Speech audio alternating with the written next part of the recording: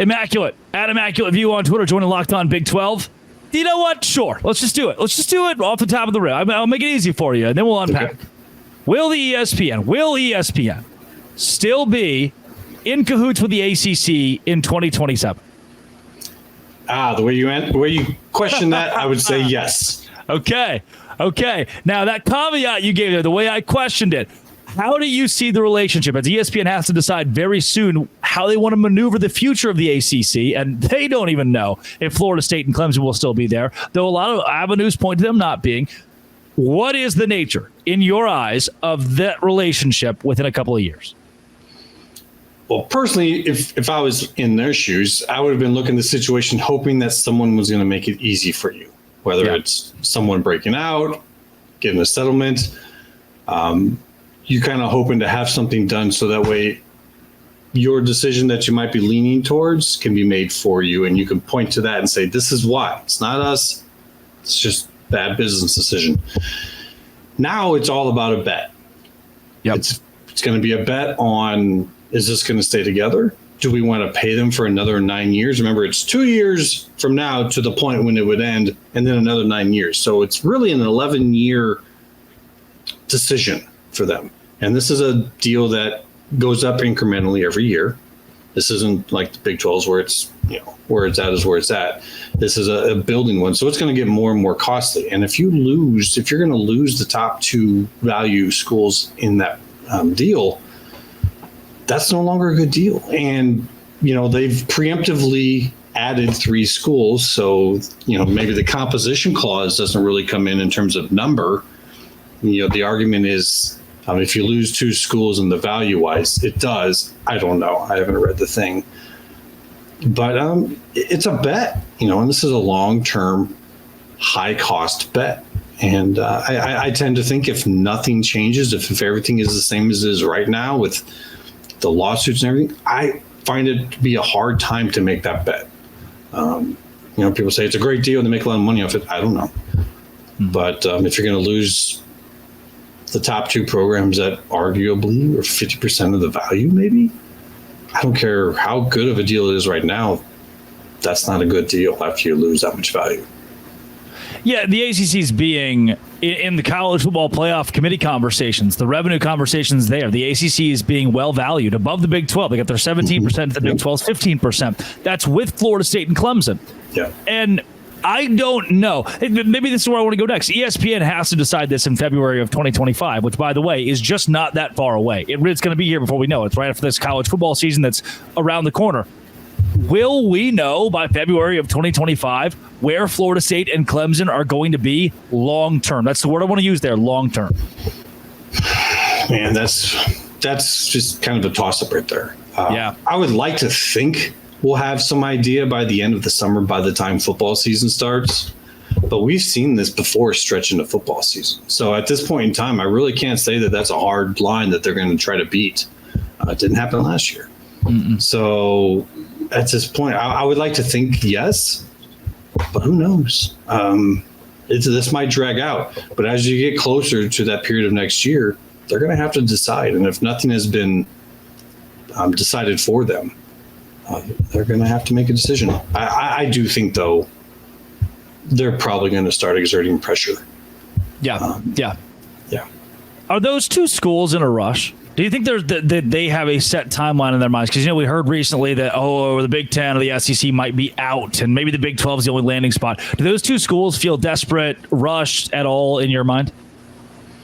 Yes and no. Yes, because, the sooner you get out, every year that you're not out, if they really do think that they're going to the Big Ten, the SEC, just by what everyone says, then every year that they're not out, they're losing money. Yep. But at the same time, if you don't have your exit route figured out, cost-wise, how you're going to pay for it, no, you're not in a hurry. You're sitting there right now and you're making your money. You're spending on your legal fees, and it's racking up. But that could get a whole lot more costly if all of a sudden you're trying to jump out at $500 million cost. So, and that $500 million would be astronaut. I think that is a number that would keep those 2 within the ACC, albeit reluctantly. But I also believe with that, the caveat to that is it shouldn't be $500. It will likely be something more reasonable within a range that those two schools will consider. That said, we still don't know. We can assume, we can say what's reasonable and what makes the most common sense. We don't know. The question I gave you off the air was viability, the word viable. If Florida State and Clemson are gone, can the ACC work a viable contract for the conference moving forward past 2027? Is there a way to stay alive based on ESPN revenue without those two schools? Yes. Okay. I do think that they'll have to get a little creative. They're going to have to figure out their path forward. Once those two go, I think that opens up a door if any others want to go. Mm-hmm. So they're going to need to have probably multiple plans laid out ready in case if this happens, what are we going to do? Because they still have all the relationships. They have a network. They have a place in the autonomous conferences. They're not going to probably go down below 8 schools, so they're not going to lose their NCAA sanction status like the PAC did. So while we make that comparison, it's not the same. And so even if they have to backfill, well, it worked for the Big 12. Big 12 pulled up 4 schools. Do they pull up 4 and then go to 12? I mean, do you start to look at a way to try to make it into a private university conference? Well, they're going to have to plan out, but they've had a lot of time to do that. So hopefully they have some plans. Well, that leads me to the question of, and it sounds like you're alluding to, if Florida State and Clemson leave the ACC, you believe there are other schools that will follow them out? I would have to think so. Mm-hmm. Yeah. I know it's not news that some people want to hear over there, and it's just nothing against the ACC. It's just now your status of they've built a lot upon we get paid more in the Big 12, which they do. You have this better situation. You have better markets, all of that. But if those two schools go, it becomes a much different situation. And so where's that going to affect people's mentalities, the psychological side of this? We saw that happen in the PAC, right? No one's going. Colorado goes, oh, we got to, everyone just changed on a dime. That's Colorado. We're talking Florida State and Clemson. Yeah. What kind of psychological reaction is going to come from that, especially when everyone's right now is building up in the same way in kind of a defensive manner of this can't possibly happen. All right, so what happens if it does?